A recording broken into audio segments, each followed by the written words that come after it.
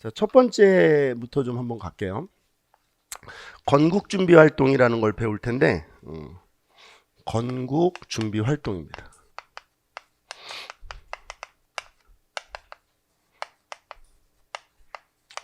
자, 일단 단어부터 좀 설명을 해보면, 건국이라고 하는 것은 나라를 세우는 거죠.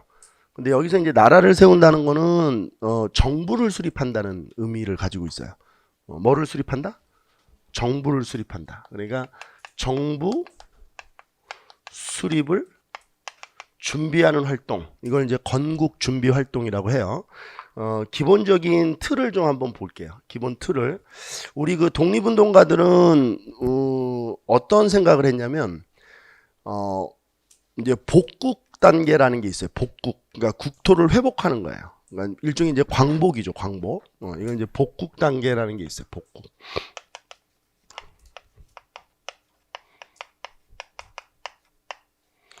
그럼 이 복국 단계를 거쳐서 이후에 이제 건국을 하는 거죠. 그러니까 나라가 회복되면 정부를 수립해야 될 거 아니에요, 그렇죠? 자, 이 부분은 이해되시죠? 그러니까 광복이 되면 정부를 세워야 우리나라를 통치할 거 아니에요. 그러면 요거를 이제 건국 단계라고 합시다. 요거를 건국 단계 이렇게 해보죠. 근데 이제 문제가 뭐냐면 복국을 한 다음에 건국을 하면 이 중간에 아무리 빨리 건국을 하더라도 무정부 상태가 있죠. 그러니까 예를 들어보는 거예요. 8월 15일에 우리가 1945년 8월 15일에 복국이 됐어. 그러니까 광복이 됐는데 아무리 빨리 정부를 세운다고 해도 예를 들어 9월에 세웠다고 보자. 그러면 며칠 정도는 무정부 상태가 생기는 거 아니에요. 근데 그 무정부 상태가 생기면 굉장히 국민들이 어려워지죠. 뭐 이마트 가서 뭐 신라면 훔치고 막 이런 새끼들 있잖아 또, 그치? 정부가 없으면 재미없지 이런 거. 막 신라면 막 훔치고 이런 거 재미없지. 그러니까 이런 걸 이제 치안이 유지가 안 된다, 이렇게. 치안 유지가. 그래서 결국 아무리 빨리 건국을 하더라도 무정부 상태가 있다. 무정부 상태.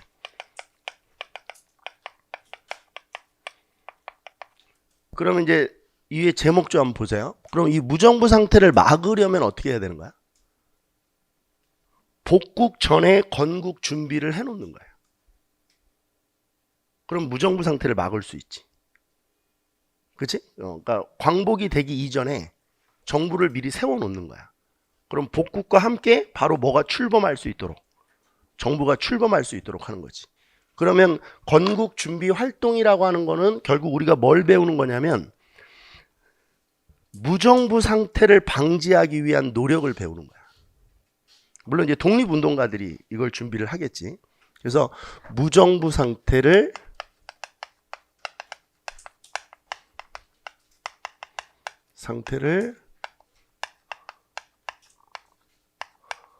막기 위한 노력으로 우리가 이 건국 준비 활동을 공부하시면 돼요.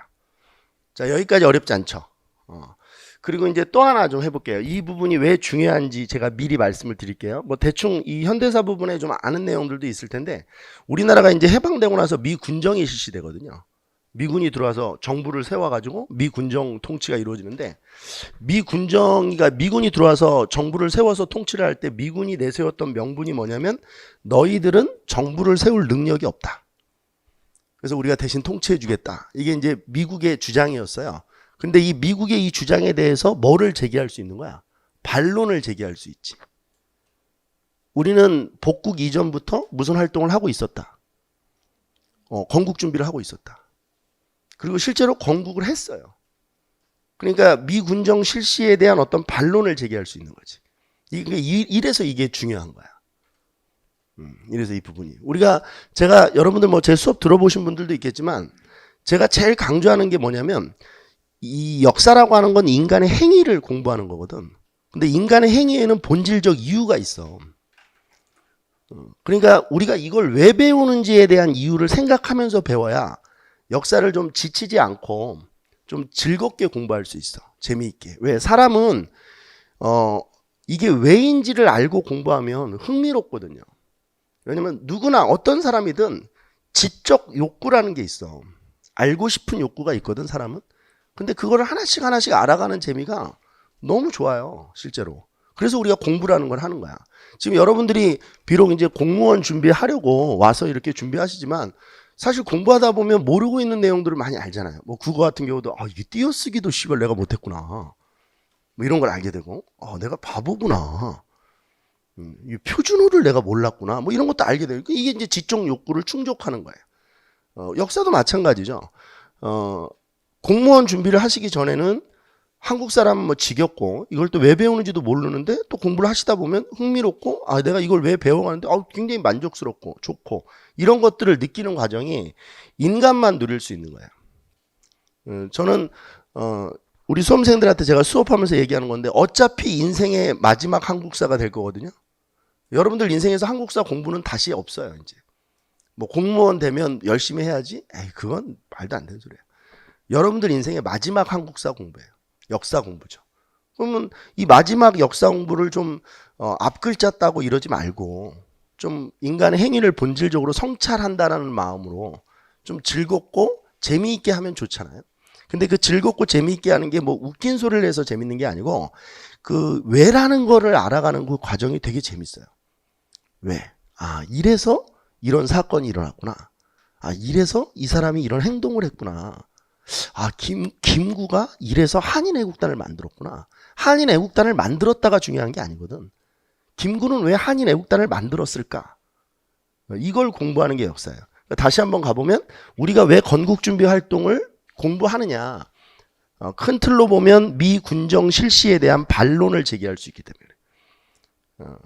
이건 아주 중요한 부분이에요. 우리 현대사의 시작점이 바로 미국에 의해서 시작이 되기 때문에 이거에 대한 반론을 제기하면서 시작한다는 건 매우 의미 있는 작업이 돼요. 그리고 그러면 이 건국준비 활동을 누가 했겠느냐? 가만히 생각해보면 뭐 독립운동가들이 했겠죠. 근데 우리나라의 독립운동가들은 일제시대 때 국내에서 활동하시는 것보다는 해외에서 활동을 주로 했죠. 왜냐면 국내에서 어떻게 활동을 하겠어요? 일본이 막 죽이고 탄압하고 이러니까 대부분 해외에서 활동들을 하시거든요. 그러면 건국준비 활동도 대부분 어디서 일어나요? 해외에서 일어나죠. 지도를 한번 그릴게요. 지도를. 약식 지도를 좀 그리세요.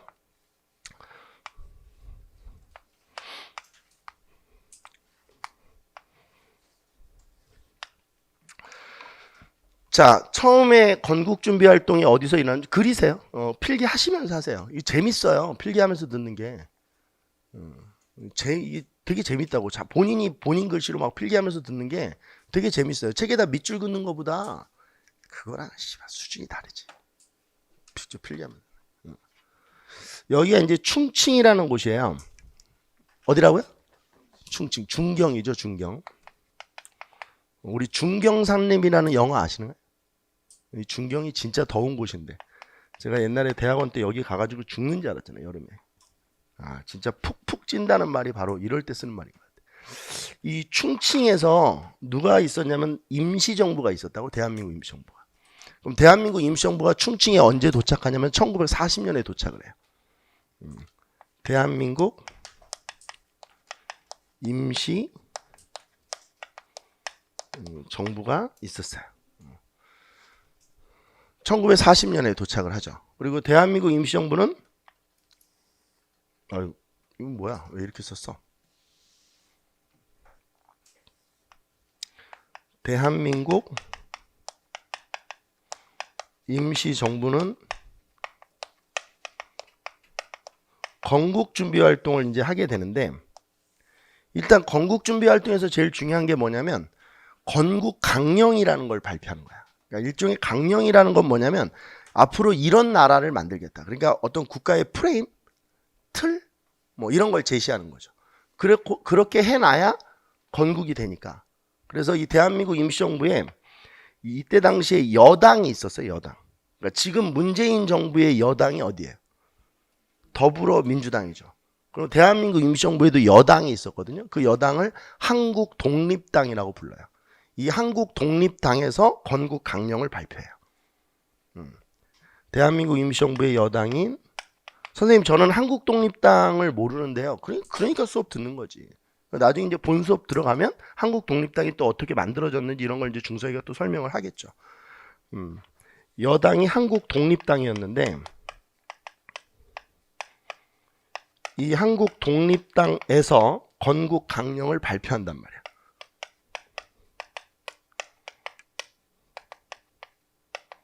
건국 강령을 발표했다. 그러면 이게 시험 문제 나올 때는 이 건국 강령이 뭐로 제시되겠어? 사료로 직접 제시되겠지. 그럼 사료로 건국 강령이 나왔을 때 이게 대한민국 임시정부에서 발표한 건국 강령이다를 찾아야 문제를 풀 수 있겠지. 그러면 건국 강령 내용을 우리가 좀 살펴봐야 되겠네. 사료에서 나왔을 때 이걸 찾으려면 이걸 쓰신 분이 누구냐면 조소왕이라는 사람이야. 이 대한민국 임시정부의 건국 강령을 쓴 사람이 누구라고? 조소왕. 유명하신 분이에요. 조소왕. 이 조소왕이라는 분이 사실 이전에 이미 써놓은 건데 삼균주의라는 거를 써놨는데 이거를 건국 강령으로 채택을 하는 거예요. 조소왕의 삼균주의가 건국 강령이 되는 겁니다. 그러면 삼균이라는 게 뭐냐? 이건 왜 배우는 거라고요? 다시 한번 해보죠. 삼균주의 왜 배운다고 그랬지 지금 중석이가? 사료 때문에. 사료에서 삼균주의가 나오면 찾아야 될 거 아니야. 근데 삼균주의가 뭔지 모르면 이렇게만 써놓으면 사료에서 삼균주의가 나와도 못 찾으면 문제를 못 푸는 거야. 삼균은 뭐냐면 이제 세계를 균등하게 한다라는 건데 첫 번째 민족과 민족의 균등이야. 민족과 민족 사이의 균등. 그러니까 어떤 민족이 다른 민족을 지배하거나 억압하면 안 된다. 그 다음에 국균이야. 이것도 국가와 국가의 균등이야. 이것도 한 국가가 다른 국가를 억압하거나 지배해서는 안 돼. 이게 국균이지. 그 다음에 인균이야. 이건 이제 사람과 사람의 지배관계를 얘기하는 거야. 그러니까 어떤 사람이 우리 그 요즘에 요즘으로 얘기하면 뭐 갑질하는 새끼들 있잖아, 그렇지? 그러면 안 되는 거야. 왜? 갑질하는 새끼들의 특징이 뭐지? 자기가 위에 있다고 생각하는 거지. 그러니까 신분제도가 있다라고 생각하는 새끼들이 보통 갑질을 해요. 식당에서 일하시는 아주머니들을 막 그렇게 막 그냥 와봐 이렇게 부르거나. 근데 그분도 누군가의 어머니이시거든요. 그렇잖아. 누군가에게는 한 분밖에 없는 어머니야. 근데 그런 사람들을 왜 그렇게 이렇게 막 막말을 하고 막 부르면 안 되지. 그러니까 사는데 그런 기본 철학이 없는 새끼들이야. 갑질하고 이런 새끼들. 그래서 혼내는 거야 국민들이. 응? 그렇잖아. 여기 계신 분들 다 마찬가지야. 내가 만약에 어떤 분이 예를 들어서 이게 뭐 좀 안 좋아 자세가, 내가 막 욕을 해. 18새끼야 막. 그러면 안 되죠. 왜? 이분은 또 집에 가면 둘도 없는 아들이야. 어떤 분에게는 막 생명 같은 사람이야 이 사람이. 근데 어떻게 함부로 해? 그러면 안 되지. 저도 마찬가지고. 저도 우리 어머님이 얼마 전에 돌아가셨지만 저희 어머님 평생 저만 보고 사셨거든요. 저한테 막 욕하고 그러면 안 되는 거야. 이 새끼 무슨 수업을 이상하게 하네? 개새끼. 돈 내놓으라 이 새끼야. 환불이다 이 새끼야. 뭐 이런 얘기 하면 안 되는 거야. 그렇지? 내가 나이가 몇 살인데 또 그런 얘기를 들어야 돼. 응? 인균인데 인균은 뭐냐면 이제 사람과 사람의 균등이지. 그런데 이 인균을 만들기 위해서는 정치, 경제, 교육의 균등이 있어야 돼. 정치적인 균등, 경제적인 균등, 교육의 균등. 정치, 경제, 교육의 균등이 있어야 된다.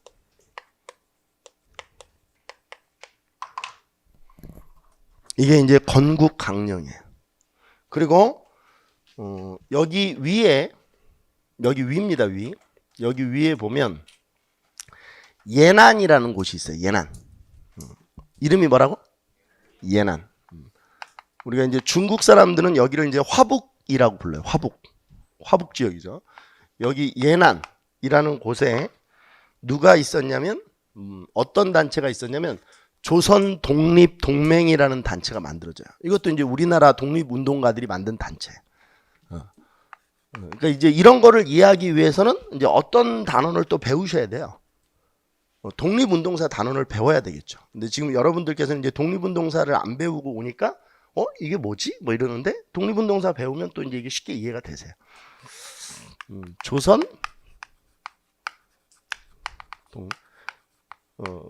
조선 독립동. 우리나라에서 독립운동사를 제일 잘 가르치는 한국사 선생이 있는데 누군지 아세요? 모르죠? 모를 거야 아마. 그죠? 이게 1942년에 만들어져요. 그리고 대한민국 임시정부가 충칭에 도착한 건 1940년이고요. 건국강령이 발표된 건 1941년이에요. 우리가 해방은 언제 됐죠? 45년에 해방이 되죠. 우리가 해방되기 전에 지금 뭐 하고 있는 걸 배우는 거라고요? 건국 준비 활동하고 있는 거야. 그럼 여기서도 뭐가 발표되겠어? 여기서도 뭐가 발표되겠어? 건국강령이 발표돼.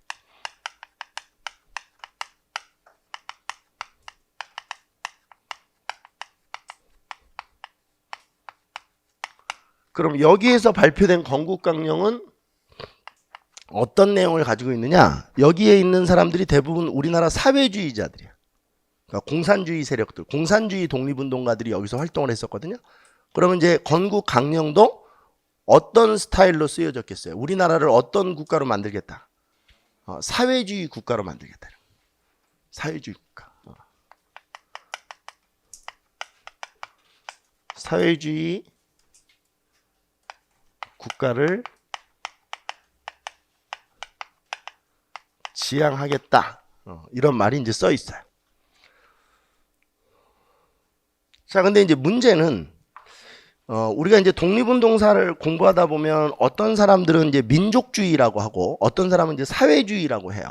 이제 민족주의자들도 있고 사회주의자들도 있었는데 민족주의자를 우리가 이제 보통 우익이라고 하고 사회주의자들을 우리가 보통 좌익이라고 해요. 요즘에도 좌파 뭐 이런 말 많이 쓰죠.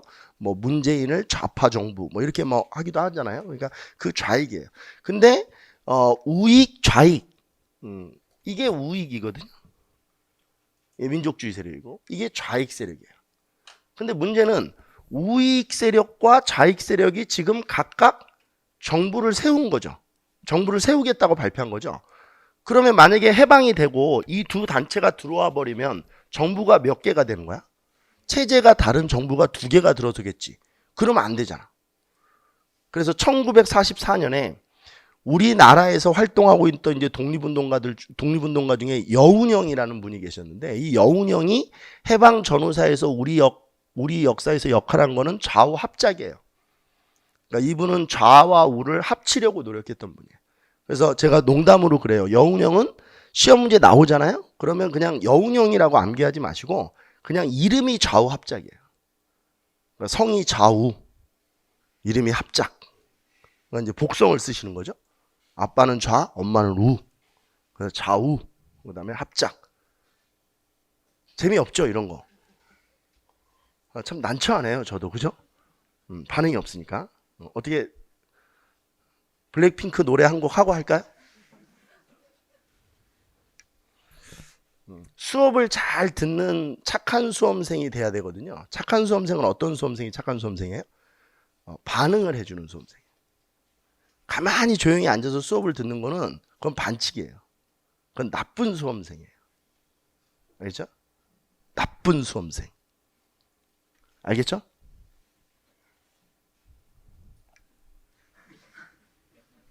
나쁜 수험생.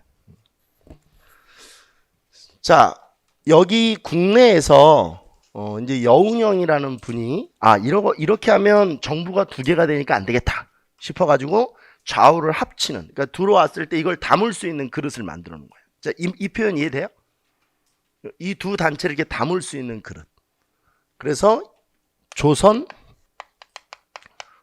건국 동맹이 만들어져요. 1944년에. 이 조선 건국 동맹은 특징이 어떠냐면 좌우 합작이에요. 좌우 합작을 목표로 만들어졌고 여기에서 이 단체를 만드신 분은 몽양 여운형 선생님이세요. 이 몽양 여운형 선생님은 뭐라고 해야 되지? 온건 좌파? 뭐 중도 좌파에 해당돼요. 아무튼 좀 좌측이에요. 이분도. 자, 그런데 이제 이렇게 이제 만들어져서 이렇게 만들어서 이렇게 오면 이렇게 담아야 되겠다라고 생각을 하고 계셨는데 1945년 8월 15일에 이제 해방이 돼요. 이제 광복이 된 거야. 해방이 됐다. 그럼 해방이 되면 빨리 뭘 만들어야 된다고 그랬어. 정부를 세워야지. 그렇죠? 정부를 안 세우면 무슨 상태가 된다고? 무정부 상태가 되는 거야. 자, 해방을 했어. 1945년 8월 15일에 이제 해방이 됐는데 여운형 선생이 해방되자마자 그날 바로 누굴 찾아가냐면 총독부의 총독을 찾아가요. 왜냐면 우리나라 행정과 치안을 누가 담당하고 있었어? 총독부가, 조선 총독부가 담당하고 있었잖아. 그럼 조선 총독부가 가지고 있던 치안 유지권이나 행정권을 인수를 받아야 무정부 상태를 바로 막을 수 있지. 이런 거 안 해놓고 총독부가 나가버리면 그냥 무정부 상태가 되는 거 아니야. 그죠? 그래서 그 당일에 여운형이 총독을 찾아가요. 일본이 이제 패망을 선언한 패망을 선언하고 나서 2시간 뒤에 여운형이 이제 총독을 찾아가서 얘기를 하는 거죠. 야, 망했대. 들었지? 이제 총독이 가야지 씨발 집에. 짐 싸 빨리. 그래서 이제 총독한테 일부 행정권과 치안 유지권을 인수를 받아요. 여운형 선생이. 그러면 이 행위가 결국 뭘 막은 거야?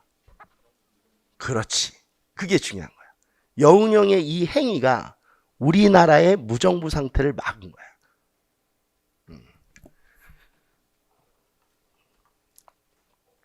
해방 직후 여운형은 조선 건국 동맹을 조선 건국 준비위원회로 이름을 바꿔. 8월 15일에.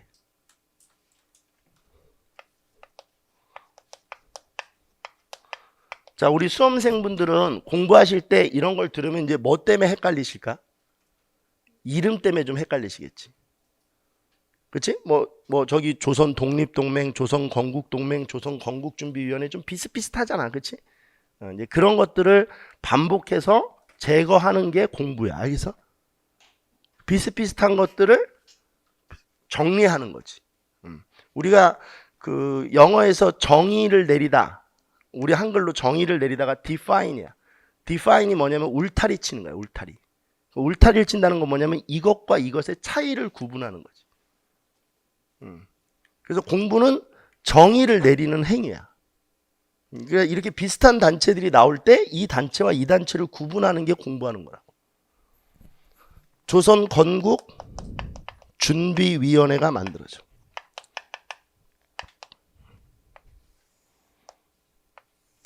언제? 1945년 8월 15일에.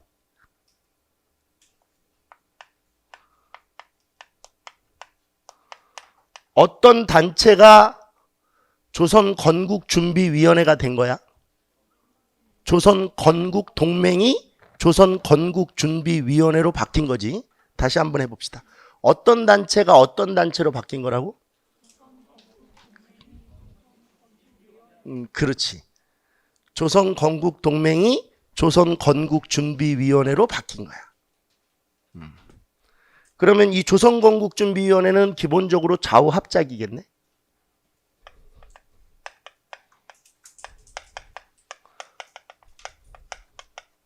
좌우 합작.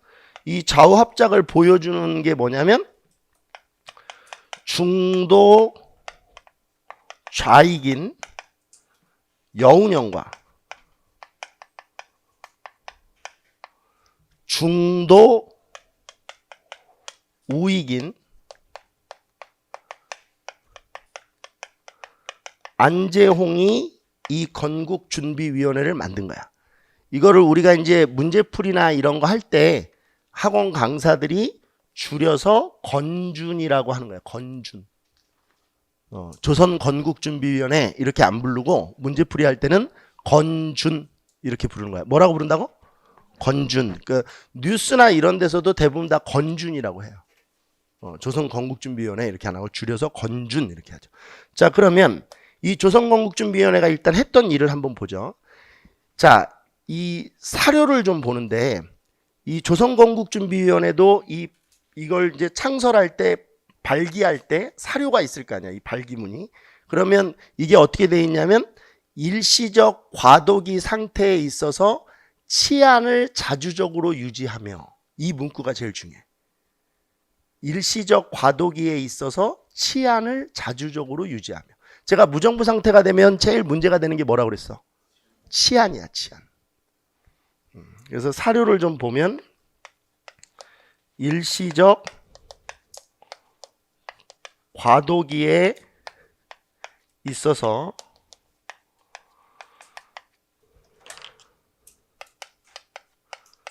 치안을 자주적으로 유지하며 이런 말이 있는 거예요. 그리고 이 치안을 실제로 유지하기 위해서 145개의 지회를 만들어. 그럼 이 145개의 지회를 전국에 설치했다는 것은 지금으로 얘기하면 뭐 만든 거야? 지금으로 얘기해봐. 145개의 지회를 설치해서 치안을 유지했다라고 하는 거는 지금으로 얘기하면 이 지회가 뭐야? 지구대. 파출소 만든 거야.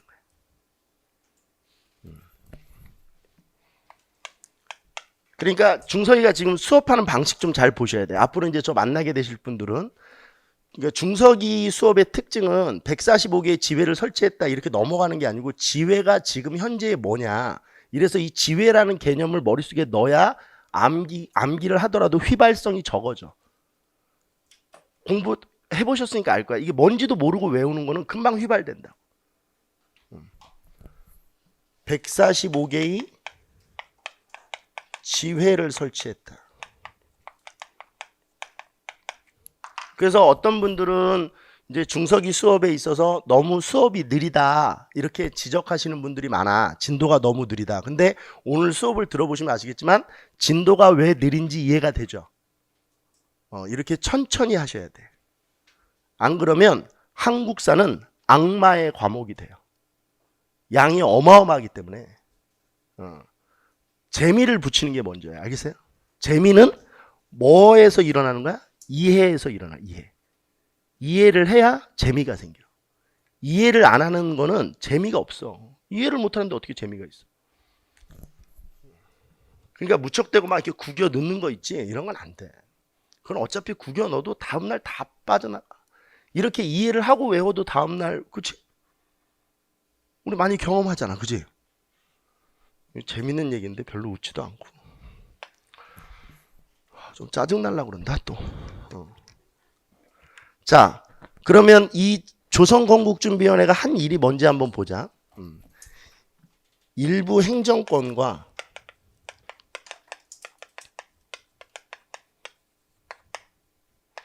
치안 유지권을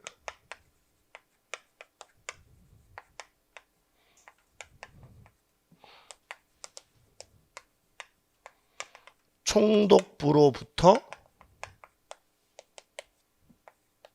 인수를 받았다.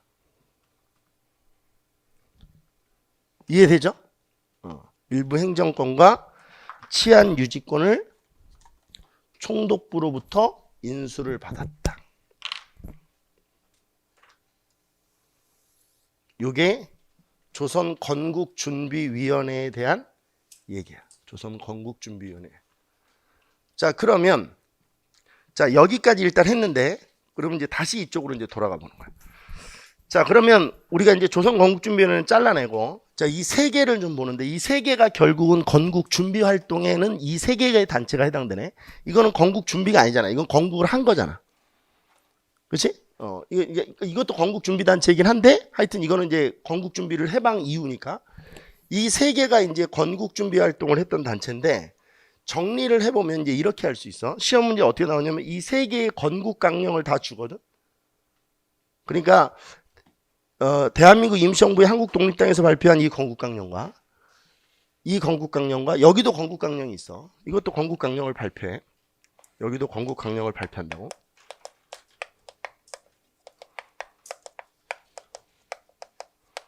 그러면 한번 보자고. 자, 대한민국 임시정부의 여당인 한국 독립당에서 발표한 건국 강령의 볼륨이 이렇게 있다고 보자. 그 다음에 조선 건국 동맹에서 발표한 건국 강령의 볼륨이 이렇게 있다고 보는 거야. 그 다음에 조선 독립동맹부터 합시다. 조선 독립동맹 이렇게 해야지 차례대로. 이거는 이제 조선 건국 동맹이라고 봅시다. 조선 건국 동맹에서 발표한 건국 강령의 볼륨이 이렇게 있다고 봅시다. 그러면 이 지금 세 개의 건국 강령에서 교집합이 되는 내용이 있다는 얘기지. 이 부분. 여기도 들어있고 여기도 들어있고 여기도 들어있는 내용. 그지? 자, 여기 교집합이 되는 부분이 있는데 이게 뭐냐면 민주공화정이야. 무슨 공화정? 그럼 민주공화정이라는 말이 뭐야? 또 공화정, 리퍼블릭이라는 게 뭐지? 국민이 정부를 세우는 거. 그게 공화정이야. 그러니까 국민이 선거에 의해서 정부를 세우는 거 있지? 그걸 공화정이라고 그래요. 공화정. 그러니까 여기는 이 교집합은 민주공화정이야. 그러니까 이것도 이제 무슨 얘기냐면 우리나라의 지금 정치 체제가 민주공화정이지. 그럼 이 민주공화정은 지금 미국이 만들어준 거야? 우리나라가 스스로 만든 거야? 그렇지. 미국이 만들어준 거 아니야, 미국이. 이건 우리나라가 미국 들어오기 전부터 이렇게 했었는데. 그리고 대한민국 임시정부도 민주공화정이었다고? 임시정부도. 그러니까 우리나라 정치체제나 이런 걸 미국이 만들어줬다라고 하는 사람들이 있는데 그건 아주 잘못된 역사의식을 가지고. 자, 그리고 이제 여기 한번 보셔. 이제 조금 더 어려워져. 그러면 이제 조선 건국준비위원회도 사실은 민주공화정을 지향하는 단체야. 근데 이제 문제가 생겼어. 8월 15일에 이걸 만들어가지고 이제 이렇게 딱딱해서 일부 행정권이나 치안 유지권 이런 것들을 이제 가지고 쫙 하고 있었는데 갑자기 미국이 들어온다는 거야. 근데 미국이 들어와서 우리나라를 통치하겠대. 그러니까 누가 깜짝 놀랬겠어? 건준이 놀랬겠지. 왜? 건준이 지금 건국 준비를 하고 있는데 미국이 들어와서 직접 통치를 한다면 이건 우리나라가 지금 노력하고 있는 건국 준비 활동을 전혀 인정하지 않는 거 아니야. 자, 한번 봅시다.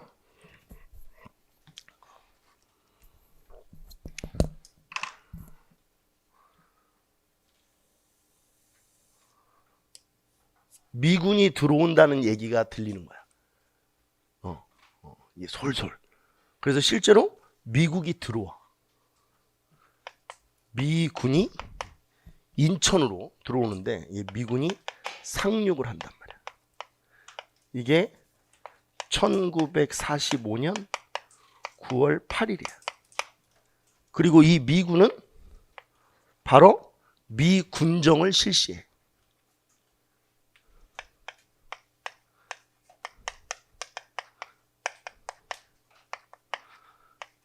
(1945년 9월 9일부터 미군정이 실시돼. 자, 그러면 건준에서는 미국이 이렇게 들어와서 이렇게 정부를 세운다는 얘기를 듣자마자 건국준비위원회에서는 어떤 일을 했을까? 정부를 세워버린 거야. 뭘 세웠다고? 정부를 세운 거야. 왜? 미국이 들어와서 정부를 세운다니까 건국준비위원회에서는 황당하지. 우리가 지금 건국준비 활동을 하고 있는데 지네가 들어와가지고 정부를 직접 통치하겠다니까 얼마나 황당해. 그래서 이 조선 건국준비위원회에서 정부를 세웠다고. 이게 조선인민공화국이야.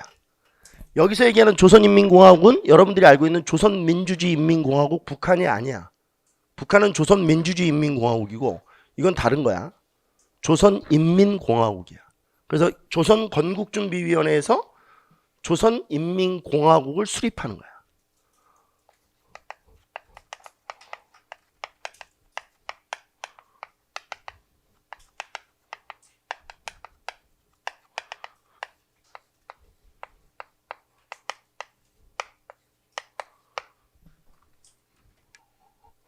9월 6일에 미군이 언제 들어와? 그러면 현대사라고 하는 거는 미군 상륙이 먼저냐 조선인민공화국이 먼저냐 이런 걸 물어보겠지. 그러니까 이 매핑을 해놓지 않으면 그냥 텍스트로 돼 있는 걸 읽으면 잡아낼 수가 없어. 지금 저기서부터 저기까지 그냥 그대로 순서거든.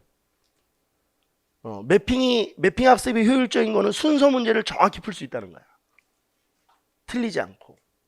텍스트로 돼 있는 거랑은 비교할 수가 없어. 그리고 직접 이렇게 쓰는 게 사실 제일 좋아. 조선인민공화국이 수립이 돼. 근데 결과만 말씀드리면 미국이 이걸 인정해 안 해? 그냥 해산시켜버려. 그러니까 우리의 건국준비 활동의 노력은 미국이 다 없애버린 거예요, 사실. 자국의 이해관계 때문에. 왜냐하면 미국은 우리나라를 직접 통치하려고 하거든. 그래야 동북아시아에서 어떤 미국의 영향력이 강화될 거라고 본 거야. 뭐 승전국이니까 뭐 지네 마음이지 뭐 사실 뭐. 일본도 사실 미국이 망하게 했잖아. 지네 마음이지 뭐. 싸움에서 이겼는데 뭐 다 지네 거지 뭐. 그리고 어떤 분들이 그래. 수업을 하다가 보면 이제 이런 얘기를 하면 뭐야 반미를 가르치는 건가? 그런 거 하지 마. 그런 거 하지 말라고 그런 생각. 그리고 까놓고 좀 얘기합시다. 아 반미 좀 하면 안 돼? 왜 안 돼? 사실을 얘기하는 건데. 나쁜 걸 나쁘다고 얘기하는 게 역사지. 그럼 나쁜 건데 좋다고 얘기해? 그런 거야 역사는. 근데 자신과 생각이 좀 다를 수 있지. 나는 괜찮은 것 같은데 이럴 수 있잖아. 그 가치관의 차이를 배우는 게 역사란 말이야. 틀린 게 아니고 뭐 한 거야? 다른 거야. 자기랑 좀 가치관이 다르면 안 되는 거야? 그걸 또 듣는 것도 그것도 학습이야. 알겠어요? 그것도 듣는 것도 학습이지. 자기랑 딱 어떻게 입만 맞는 얘기만 듣고 살아. 그리고 원래 좀 미안한데 진실은 쓴 거야. 원래 그런 거야. 자기가 알고 있는 가치관에 벗어나는 거는 자기가 들었을 때 좀 쓰다고. 조선인민공화국이 수립돼. 그럼 이제 여기서 딱 한번 끊어볼까? 그럼 조선인민공화국이 결국 수립됐다는 얘기는 우리나라는 결국 정부를 수립한 거네. 그러니까 미국이 얘기하는 너희는 정부를 세울 능력이 없어서 우리가 직접 통치한다는 얘기는 이건 모순이야. 그죠? 우린 정부를 세웠으니까. 그리고 이제 여기서 이제 발생되는 몇 가지 이제 파생되는 개념들이 있거든요. 한번 들어보세요. 조선건국준비위원회를 만들었잖아. 그럼 이게 지도부들이 구성될 거 아니야. 근데 이 지도부들이 대부분 사회주의 세력들이 이 지도부를 장악을 해요. 그러니까 당연히 이제 우익 세력들은 좀 기분이 안 좋죠. 그래서 결국 안재홍은 여기서 이탈을 해요. 건준에서. 왜냐면 지도부들이 다 사회주의로 구성이 되니까 이거 뭐야? 좌우합작한다더니 이거 뭐 좌익 중심으로 가는 거 아니야? 그러니까 이제 우익은 이탈을 하죠. 정리를 한번 해볼게요. 이것도 정리 한번 해보는 거야. 빼서 지도부가 구성이 되는데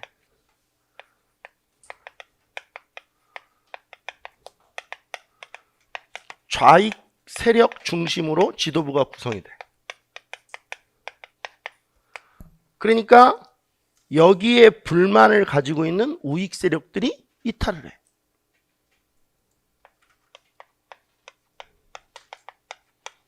세력이 불만을 제기하면서 이탈을 했어. 그리고 이탈한 이 우익 세력들은 별도의 정당을 만들어요. 이걸 국민당이라고 해요. 국민당. 원래 조선국민당이 원래 이름인데 시험 문제에서는 그냥 국민당으로 나와요. 그럼 국민당의 당수는 누구겠어? 그렇지. 안재홍이야.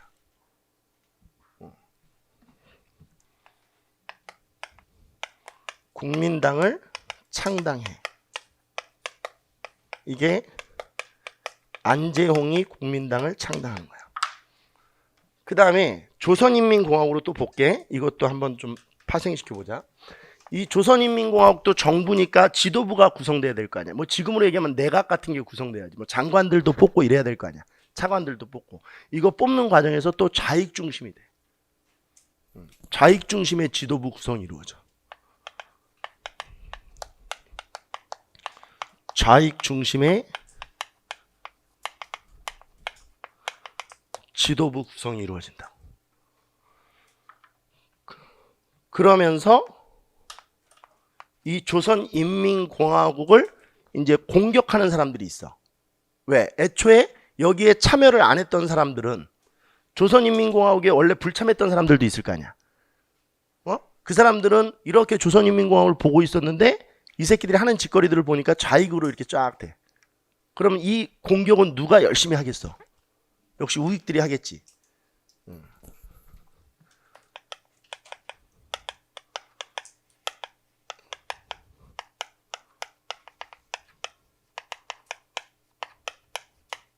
이거에 대해서 불참한 우익 세력이 공격을 하겠지.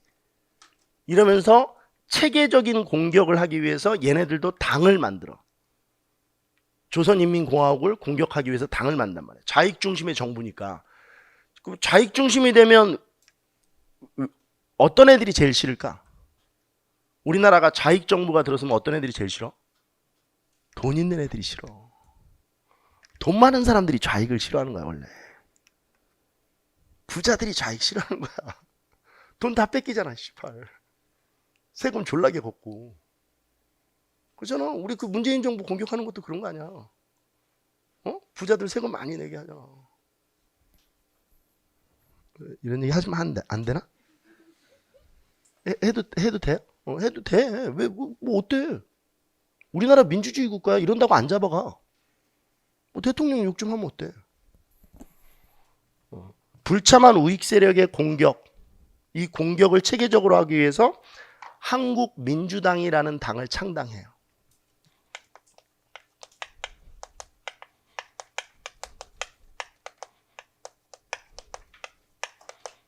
언제 만들어지냐면 1945년 9월 16일에.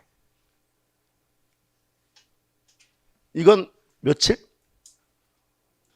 이건 며칠?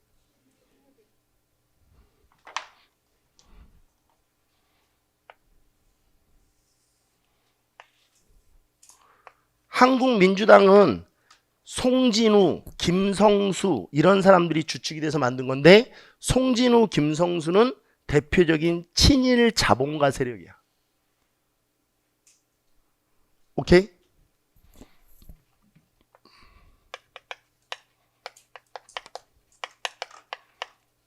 송진우, 김성수 이런 사람들이 주도한다고. 이 사람들은 대표적인 뭐라고? 친일 자본가야. 그리고 이제 여기 좀 한번 볼게. 자, 미 군정이 실시됐어. 우리 안타까운 거 있지. 그 조선총독부가 있었는데 조선총독부에 일장기가 달려 있었거든. 일장기가 내려간 자리에 태극기가 못 올라가고 뭐가 올라간 거야? 성조기가 올라간 거야. 이게 이제 우리나라 현대사 비극의 시작이야. 일장기가 내려왔으면 태극기가 올라가야 되는데 그 자리에 그대로 뭐가 올라가 버려? 성조기가 올라가지. 이런 걸 어떻게 표현해야 되냐면 부끄럽다, 수치스럽다 이런 표현을 해야 되는 거야. 역사를 배우는 사람. 왜? 독립운동가들이 그렇게 죽어가면서 독립을 시켜놨는데 일장기 대신 성조기가 올라가는 거는 너무 가슴 아프지. 그렇지? 미 군정이 실시돼. 미 군정은 통치 방식을 제시를 하는데 이 통치 방식이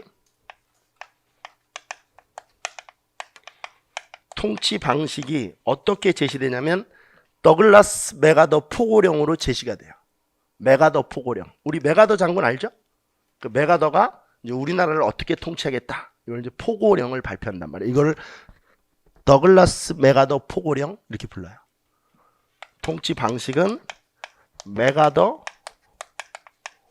포고령으로 우리가 이해하면 되는데, 첫 번째 미군이 통치하겠다는 방식은 직접 통치야. 직접 통치라는 건 뭐야? 미국이 직접 한국을 통치하겠다는 거야.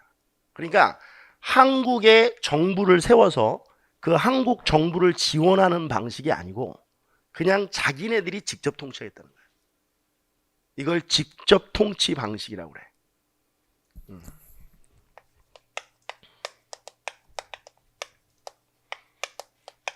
결국 이로써 35년간의 그 치열했던 독립운동사도 해방 전의 건국 준비 활동도 사실상 다 물거품이 된 거예요. 그리고 이 더글라스 포고령을 읽어보면 또 하나의 그 중요한 점이 있는데, 그게 뭐냐면 현상 유지책이야. 그러니까 무슨 얘기냐면 일제시대 때 공무원들이 있을 거 아니야. 일제시대 때 경찰 있지. 이런 사람들 그대로 쓰겠다는 거야. 그래서 사실상 이것 때문에 우리나라 친일파 처벌이 어려워져. 왜냐면 해방이 되니까 친일 경찰이나 이런 사람들은 막 이러 무서워서 산으로 막 도망가고 그랬거든. 집 팔고. 근데 미군이 딱 들어와가지고 그대로 해. 이러는 거. 그러니까 얘네들이 이제 삐실삐실 또 기어 나온단 말이야. 그래가지고 그 일제시대 경찰들이 해방 이후에 그대로 경찰 생활하고 그래요. 근데 이제 여기서 잠깐 또 스톱이야. 여기서 이제 우리나라 사람들이 공격을 하는데, 마치 미국 때문에 우리나라 친일파가 처벌이 안 됐다 이렇게 얘기하는 사람들이 있거든. 그건 잘못이야. 왜? 미국은 친일파를 처벌할 이유가 있어 없어? 이건 우리 민족 내부의 문제지. 미국의 입장에서 보면 기존에 있던 애들 그대로 쓰는 게 혼란도 없고 더 좋지 않겠어?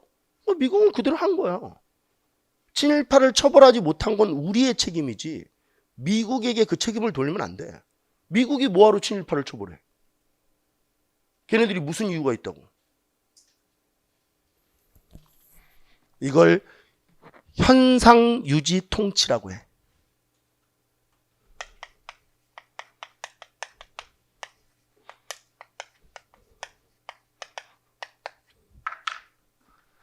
미 군정 기본 방향 이 두 개를 잘 기억해야 돼. 하나는 미국은 우리나라를 뭐 하려고 했다? 직접 통치하려고 했다. 또 하나는 현상 유지 통치를 했다. 그리고 여기서 이제 수험생들이 또 볼 수 있는 이상한 게 있는데, 그러면 미국은 우리나라에 이따가 이제 할 텐데 2교시 때 할 텐데, 미국은 우리나라에 들어와서 이렇게 했어.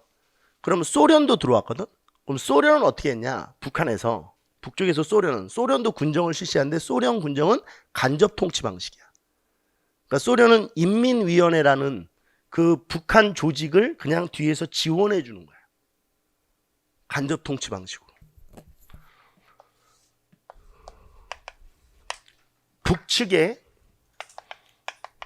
북쪽에서는 소군정이 실시되는데,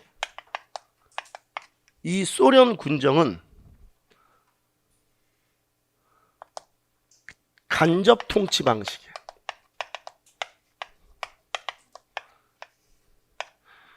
인민위원회를 지원하는 거야.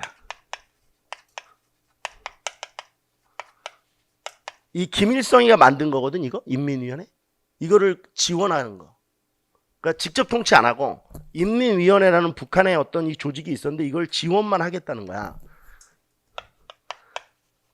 근데 또 보면 이제 이런 거거든. 이걸 이제 이 간접 통치 방식은 어디에 나오냐면 치스차코프 포고령이라는 게 따로 있어. 이건 메가더 포고령이지. 이건 치스차코프 포고령. 여기에 이제 소련은 간접 통치 방식을 이야기하거든요.